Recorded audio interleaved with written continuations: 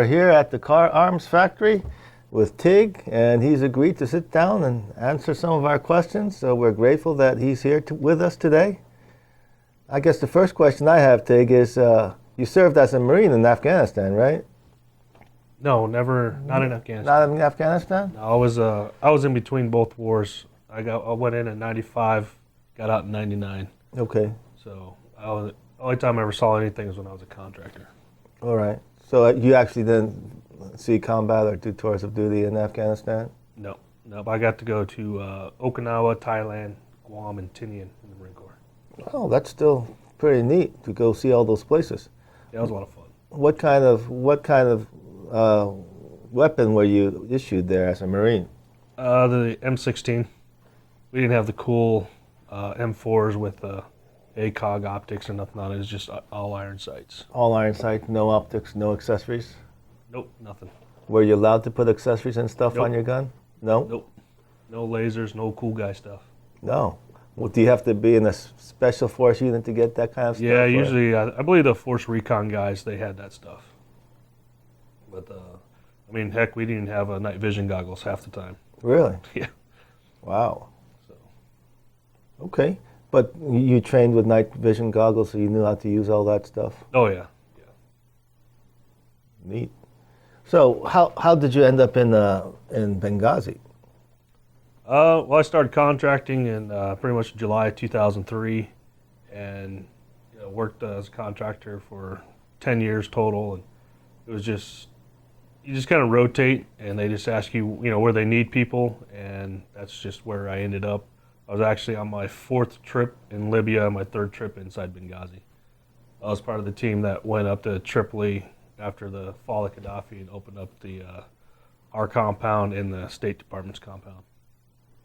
Did you what kind of weapon did you have there in Benghazi? What did you take with you? We had M4s and pistols.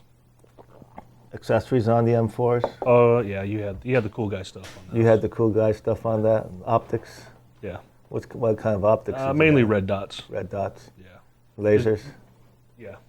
What did you have? Was it zero power optic, or did you actually have some magnification on it, like an ACOG or something? Yeah, that stuff I can't really say. You don't remember if it had magnification? Well, no, it's one of those sensitive things they don't want. Oh, they don't want people to know what what equipment you actually carry. Yeah. So it was basically standard military issue or something like that. Okay, cool. I don't want to get you in trouble. No, it's all right. I know when to stop. I think a lot of people would be curious as to what you got on your rifle and stuff. Yeah, it's cool. It was just we got the red dot because we're not really shooting long range. It's all usually close quarter stuff that we got to be concerned about. So, as a contractor, does the State Department actually issue you those weapons to you, or you have to bring them in from your company or whatever? No, they're already on station. They're already on station. Yeah. And so they had nice toys. Cool. Oh yeah, very nice toys. So was Benghazi actually, the first combat you were in then, real firefight, or was No, like I said, I've been doing it for, by that time, almost 10 years by then, but no, I'd probably been about a handful of incidents. Fights? Yeah. Doing government contracting around Working for the CIA. Working for the CIA? Yeah. Okay, and I guess you can't talk about any of those missions. No. All right. They were a lot. They didn't last as long, not even close as long as this one. So Benghazi was the hairiest one you were in? Definitely the longest. Definitely the longest? Yeah. So were you during the Benghazi event, were you happy with how your weapon system performed? Did you feel it was? Yeah, I never had a malfunction with it the whole night, even though how much it was banging around and getting slapped around and thrown. So. How many rounds do you think you fired out of that weapon? I'd probably say anywhere between 60 to 90 rounds. That's about it. The whole night? Yep. Wow.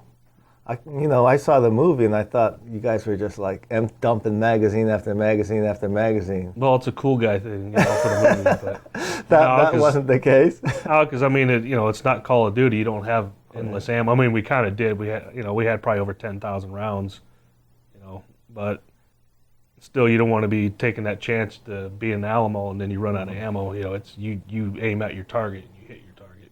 'Cause the faster you drop your target, the less you got to worry about them to hit you. So, you know, in the Marine Corps, they always train you. You know, you point and aim. It's, you know, one shot, one kill. So that's pretty much what you do. And maybe the other guys did all the cool guy ammo drops, but yeah, I didn't. I was pretty conservative on my shots. So basically, you were just doing single action, one aim shot at a time. Yeah, I'd probably, you know, each guy that I was aiming at, I probably dropped, you know, anywhere between 3 to 5 rounds in them. Wow, that's pretty conservative. And that's pretty good fire discipline too. And all the guys on your team were basically doing good fire discipline like that. Yeah, I'm pretty sure. Conserving ammo. So probably, how many guys were on your team? Really, I mean, we had 6 guys, and only at one time, only 4 guys were actually engaging the enemy each time. So 4 guys at a time. Wow. Yeah. Do you know how many enemy were out there?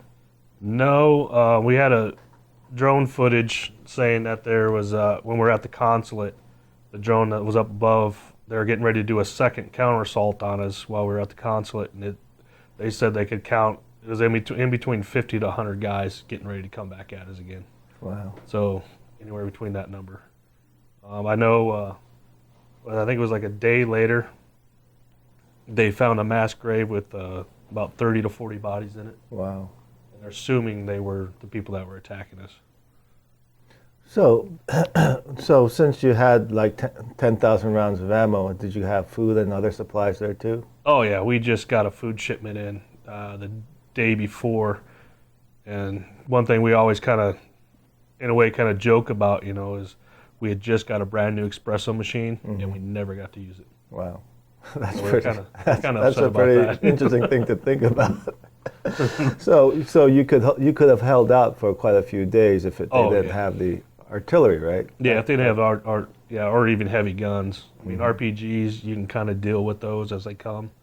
But yeah, if they come in with like Dishkas, which are 50 cals, or you know, they had anti-aircraft mounted guns on trucks, so that stuff come at you. I mean, you're toast. So that was the problem. They had mortars and mainly they had the mortars heavy that guns, came in. 50 cal, and that kind of made it almost impossible to hold out.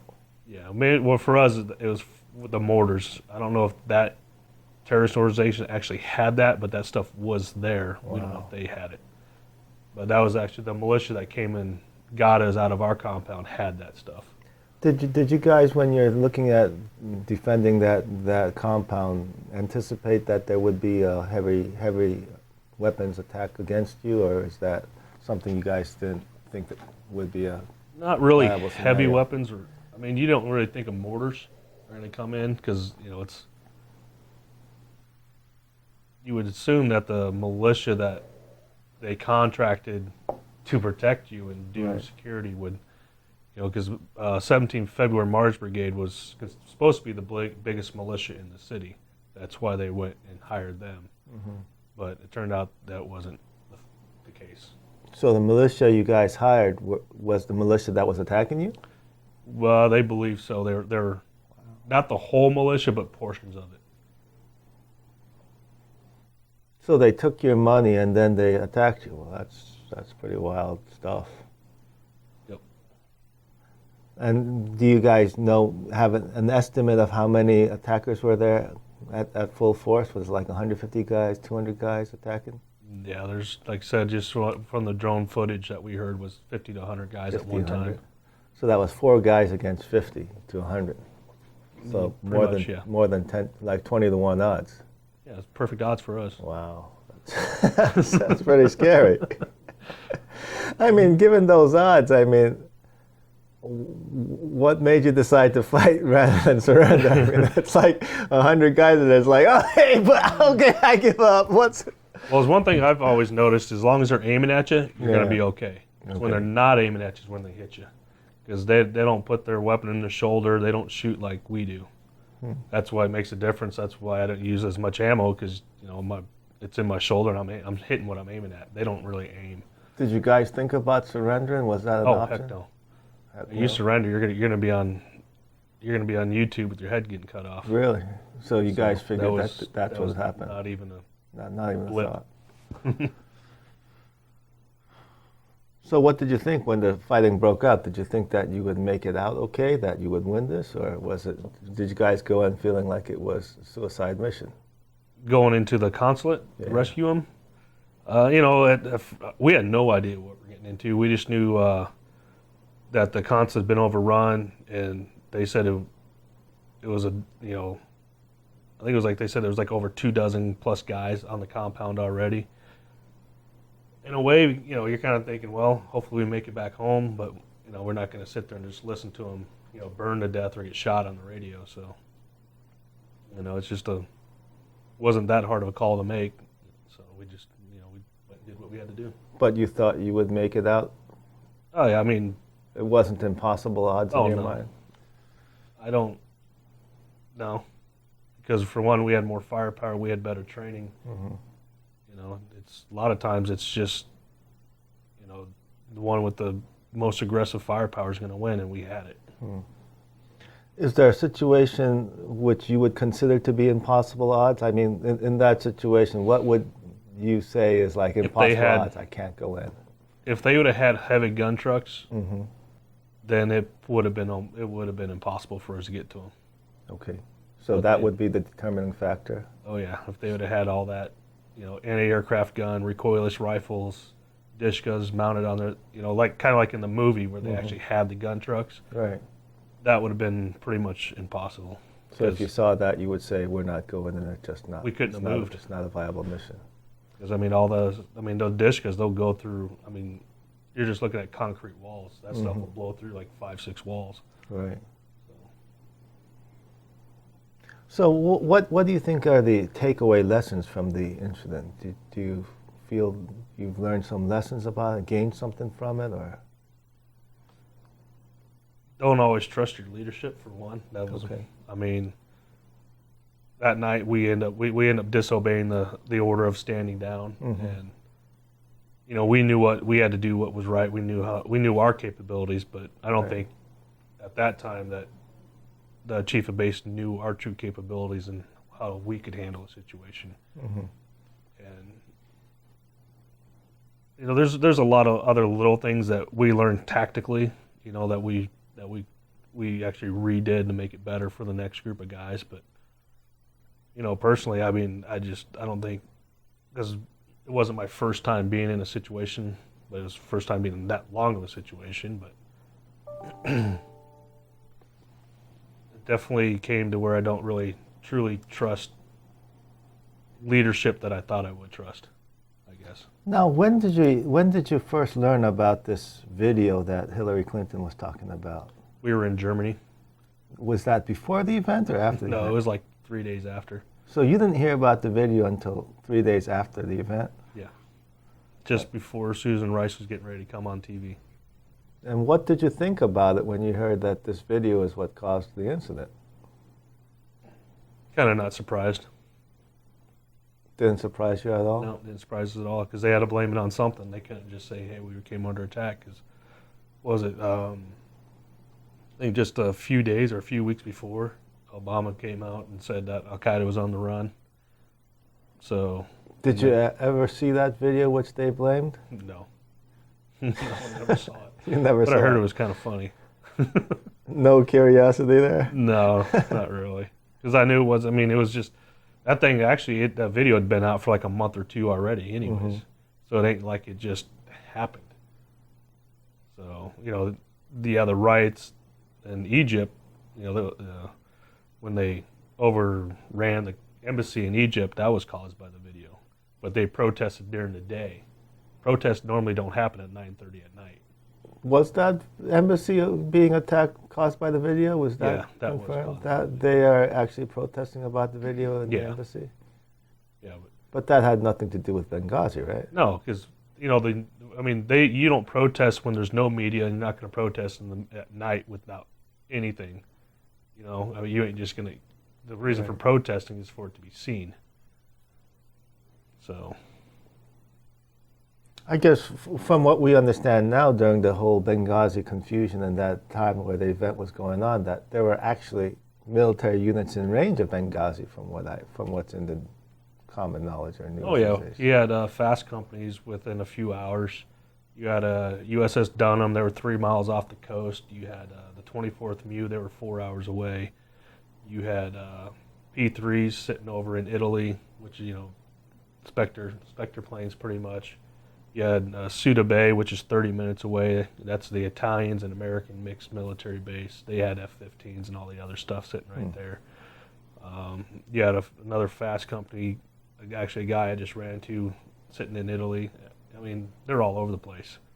So why would they order all those units to stand down and not help you guys? I don't think they wanted us to come home. Wow. So they actually wanted to bury you guys there in Benghazi. That's what I think. I mean, that's the only reason why they would never send help. I mean, they were watching. They said, "Well, we didn't know the situation on the ground." Well, yeah, you do, because you have a drone sitting right above our head watching the whole entire thing. Like when Panetta came on and said, "Well, we don't send special forces in or units in without any information whatsoever." They had more information on the ground that night in Benghazi than they ever did when they went and did the raid on bin Laden. So who would be the decision maker to make that call? Would it be like Hillary It'd be Clinton? Panetta, it'd be the president, and it would be Hillary Clinton. Because Hillary Clinton at the time, State Department was in charge of the security, pretty much the state of Libya for everything. So pretty much, it's those three people that decide. It wouldn't be an underling who makes that decision? No, it'd be them three. Them three. Wow. So basically one of those three people basically Said no, and said, let our guys get killed. pretty much. I mean, you had I believe two naval officers that wanted to do something, get relieved that night. Of course, they'd say it wasn't related, but And that doesn't violate any code of conduct in terms of a government official's responsibility? you think it would. But To me, it'd be dereliction of duty, and that's a pretty high offense for a leader. So, But apparently nobody got in trouble for that call. No. Wow. because according to them, there's never a stand-down order. That's amazing. I don't know what to think about that. Seriously, wow. Well, they had a Marine Makes you Fast think Company. twice about sending your kid to join the Army or Marines. They had the Marine Fast Company change in and out of uniform 3 times, I think they said, within a 3-hour period, instead of like letting them do what they normally would do. Because that's the Marine Fast Company job, is to go into embassies and consulates and rescue them while under siege. What do you think Americans and America should remember most about what happened in Benghazi?